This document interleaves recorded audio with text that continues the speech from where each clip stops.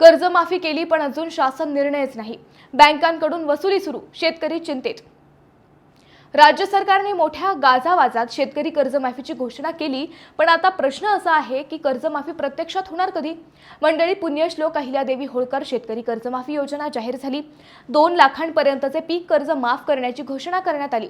पण मार्च महिना संपला तरी अजूनही या योजनेचा अधिकृत शासन निर्णयच निघालेला नाही. यामुळे जिल्ह्यातील लाखो शेतकरी मोठ्या संभ्रमात पडले आहेत. कर्ज भरायचं की कर्जमाफीची वाट पाहायची हा मोठा प्रश्न त्यांच्या समोर उभा आहे.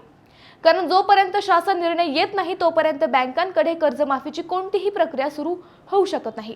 त्यामुळे बँकांनी शेतकऱ्यांकडे थेट कर्ज वसुली सुरू केली आहे. 31 मार्च पर्यंत कर्ज भरलं नाही तर सवलतीचा व्याजदर संपणार आणि त्यानंतर शेतकऱ्यांवर अधिक व्याजाचा बोजा पडणार. इतकंच नाही तर जुने कर्ज थकीत राहिल्यास पुढील खरीप हंगामासाठी नवीन कर्ज मिळवण्यातही अडचणी येऊ शकतात. दुसरीकडे नियमित कर्जफेड करणाऱ्या शेतकऱ्यांसाठी 50,000 रुपयांच्या प्रोत्साहनपर अनुदानाची घोषणा झाली आहे.